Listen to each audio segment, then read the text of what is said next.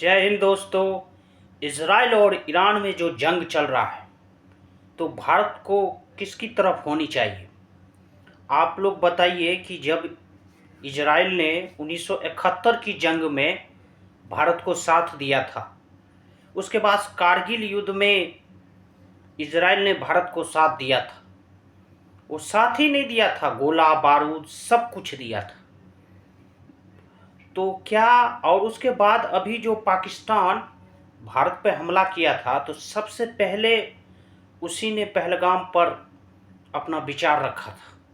और दूसरी बात, वो भी आतंकवादी से पीड़ित है, बड़ा शोषित है, जैसे कि भारत आज हिंदू शोषित है आतंकवादी से। तो क्या हम कुछ प्रॉफिट के कारण इतनी सारी जो हम पर उसने उपकार किया, मैं उसको छोड़ दूं? हम मानते हैं कि इजराइल से भारत सस्ता तेल खरीदता है, उसी के रास्ते सीरिया सऊदी अरब जाता है। परंतु तेल तो हम और भी देश से खरीद सकते हैं। रसिया पर हम और रसिया से खरीदते ही हैं ना, और वैसे भी तो पैसा दे के खरीदते हैं।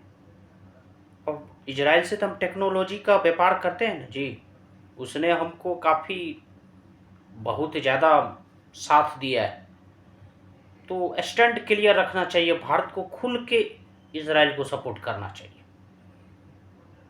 और ये भी बात मानिए, 1971 में मिलिट्री, मतलब आपने पाकिस्तान को मिलिट्री, गोली हथियार, उसके बाद सारी चीज़ आपने उसको सपोर्ट की थी।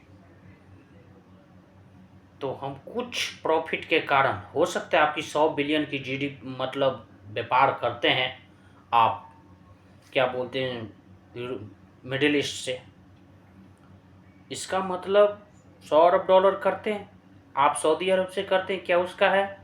कतर भी उसका है, बहुत सारे मोहम्मदन देश तो उसका है भी नहीं।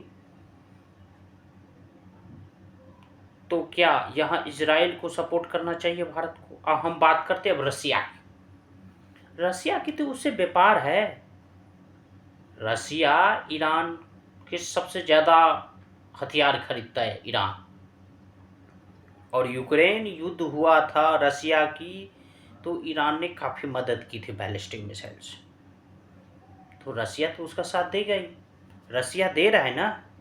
आप आपकी रसिया दोस्त है, मानते हैं कि रसिया ने आपको बहुत जंग 1971 की जंग में साथ दी। S-400 अभी भी दी थी, अभी भी सबसे ज़्यादा आप उसी से, मतलब क्या बोलते हैं, बड़े बड़े हथियार खरीदते हैं, तेल खरीदते हैं, गैस खरीदते हैं, जो भी। तो आप जाके रसिया को समझाइए, उससे बात कीजिए कि भाई इजराइल भी हमारे लिए बहुत काम किया है। जब इजराइल ने हमारे लिए इतना काम किया है तो हमको मध्यस्थता निकालिए। आप जाके इजराइल को सपोर्ट नहीं करेंगे, हथियार तो दे सकते हैं। कि आप ये कहेंगे कि नहीं हम तो भूल गए हैं, हो गया खेल खत्म। अभी मोदी बाबा को स्टैंड क्लियर करना चाहिए। मोदी बाबा को ये गलती, बहुत बड़ी गलती होगी, बहुत बड़ी गलती होगी। पूरे आतंकवाद से 56 कंट्री से अकेला बेचारा लड़ता है, उसके बावजूद भी आप साथ नहीं देंगे, बहुत बड़ी गलती है। इस पर अब मोदी बाबा को गहन विचार करना चाहिए। जय हिंद दोस्तों, आप लोग को क्या विचार है?